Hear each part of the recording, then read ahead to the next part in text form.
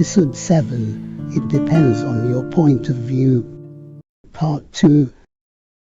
If travel doesn't broaden the mind, it can certainly broaden the belt. For people like us, it gives the inquisitive brain a chance to make new memories and forge new connections. All of which helps to keep you in good shape mentally, warding off cognitive decline in daytime television. And you know what they say about neural pathways, they don't need sweeping in winter. Or if they do, you're in real trouble. Maybe that's taking open-mindedness too far. But it's still preferable to the alternative. Some people don't think the way we do. They go abroad for sunshine and cheap booze, but then complain about everything else that differs from Britain, a familiar dilemma which, in my opinion, would be solved by dumping them all on the beach in Rhyl and making them wait for global warming. This is not intellectual snobbery on my part. For instance, I trust you will agree that you have to be pretty bright and well educated to be a head teacher of a large secondary school. You would think, wouldn't you? I have had 6 heads during my teaching career, and I like to count them like the 6 wives of Henry VIII. Good, nightmare, good, crook, good, good. Believe me, if I could have put divorced or beheaded in somewhere, I would have done. Funnily enough, the only 2 who said to me my door is always open were Nightmare on Hazelwick Avenue and Crook of Crook Hall, to which my response was that the door was not the problem. And keeping an open mind really isn't that easy for someone as powerful and lonely as a head teacher, particularly the sort who hides in an office behind a theoretically open door. Even Mr. Nightmare and Ms. Elsa the Embezzler would have benefited from a few different ideas and a bit of impartial advice, even if they had to be dragged kicking and screaming to hear it.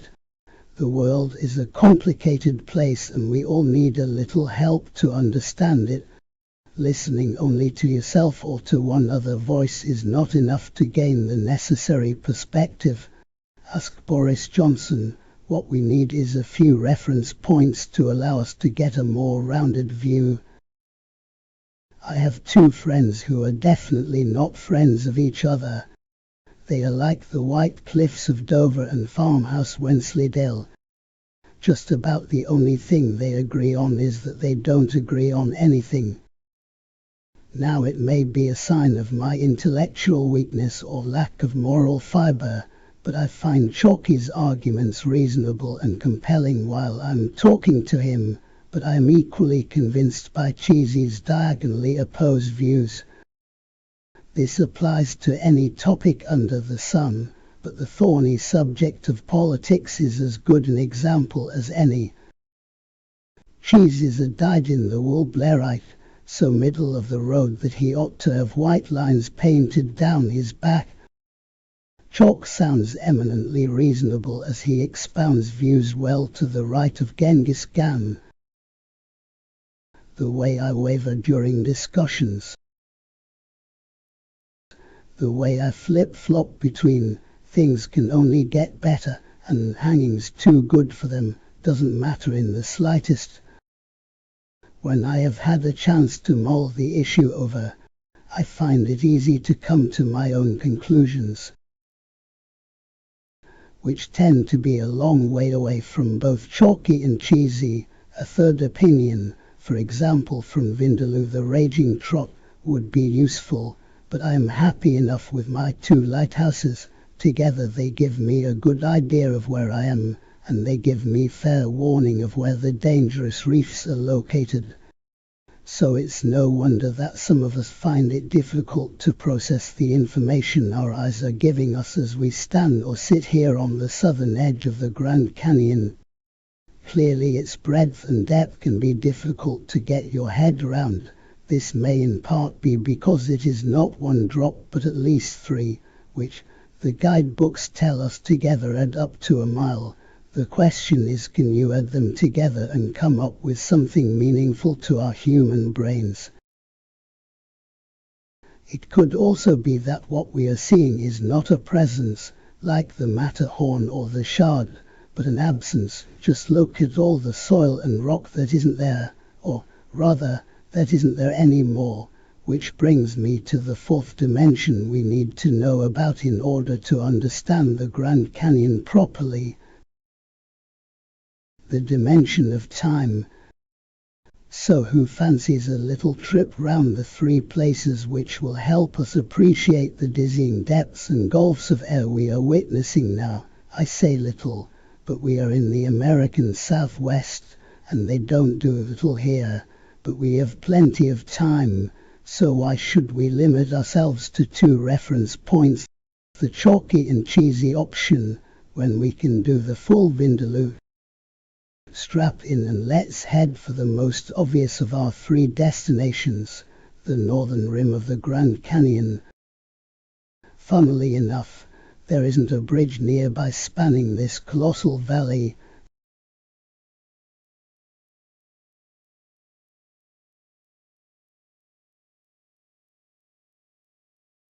So let's enjoy the ride and the wind whistling through our heads.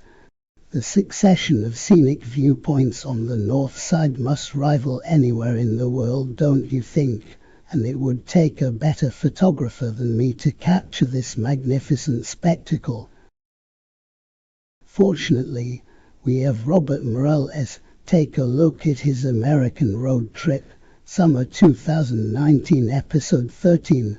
The link can be found in the description below. Better still, watch the whole trip on Amazon Prime. That's more like it. Now we can view the whole central section of the canyon in context, and you are seeing the rock formations picked out in light and shade, and you can just make out the point on the south rim where we got our first mind-boggling view. Hold on, I hear you thinking, were we really standing on that vertiginous, overhanging sliver of terra firma? My work is done here, but that's not yet the full story. The next lesson beginneth with another long but pleasant drive into the mountains to one of the weirdest places you're ever likely to see, Bryce Canyon. Weird but friendly, gone is the sad sight of the Colorado River. Yes, the views of the Grand Canyon are unparalleled. It did indeed carve out a spectacular valley, and it is as red as its name suggests, but as a river, the Colorado is a sorry and abject failure. It seems reasonable to assume that one of the key functions of a river is to flow downhill, and, in the case of major rivers like the Colorado, it has a state named after it for heaven's sake, to make its way out to the sea or ocean. I know there are heroic exceptions like the River Jordan, which deposits its salts and relinquishes its water to the searing heat of the Dead Sea Depression. No, the Colorado forces its way through desert and canyons only to suffer an ignominious death at the hands of a Californian irrigation machine. The river, which used to join the Pacific near San Diego, is now socked dry many miles inland by American Big Pharma. Bryce Canyon is an altogether happier place, and one which rewards the visitor with views it is impossible to capture on camera, yet there are fewer tourists around. Let's stop at this viewpoint, about halfway to the top of the mountain road. First look to your left into the hazy blue distance. The flatlands before you seem endless, as if you are looking across half of the United States. This is because you are doing just that. From this place, with its unrivaled line of sight, they measure the country's baseline air quality, and that's got nothing to do with why I brought you here. Below our feet stretches a strange landscape of massive erosion on a Grand Canyon scale, populated by pillars of crumbling rock called hoodoos. For once, the name is apt. Bryce Canyon doesn't appear to be a canyon,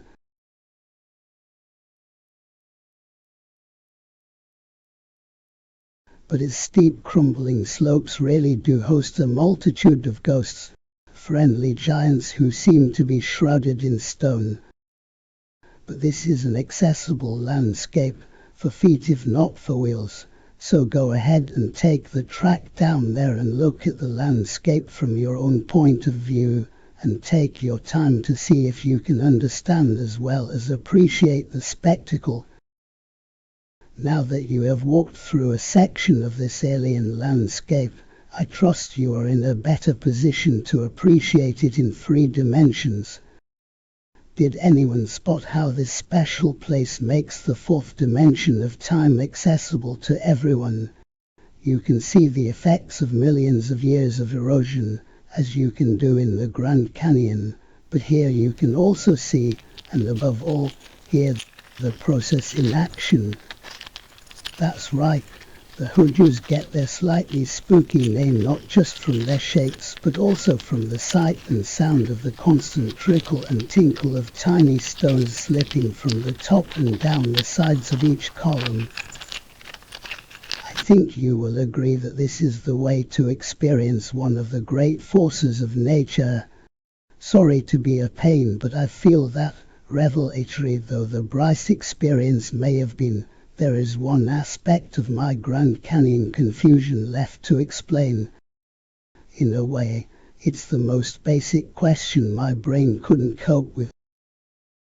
There we were urged on the edge of a huge drop down to the Colorado River, but the distance seemed unfathomable. Yes, I could easily find out the exact dimensions, and I'm sure I have done so several times already, but it remains as incomprehensible as a COVID briefing, one of those fact and waffle sandwiches which have made the months fly by. I know it's a cliché, but I suppose I'm talking about the difference between knowledge and understanding. Fortunately, I know just the place for that, and it's another hidden gem. Well, mostly hidden. Another long drive takes us to a seemingly flat area with only one feature in sight, the Bates Motel.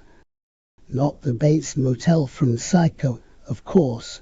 There are no weak noises, no bloody shower curtains, and the old woman here does appear to be a genuine old woman, but otherwise, a bog-standard, eerily empty Hollywood slasher motel. What the local information booklet on the dressing table calls a cozy stairy.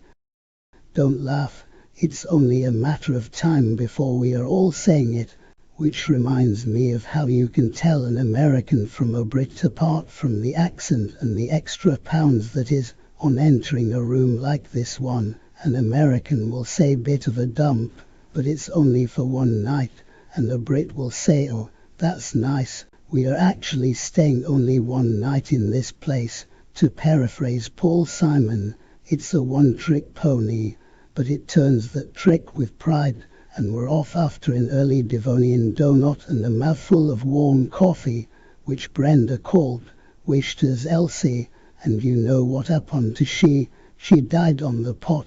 There's a Cornish saying for everything, and this week brew really did die on the pot. From here it's only a short drive and an even shorter walk to the viewpoint. Sorry, the scenic lookout.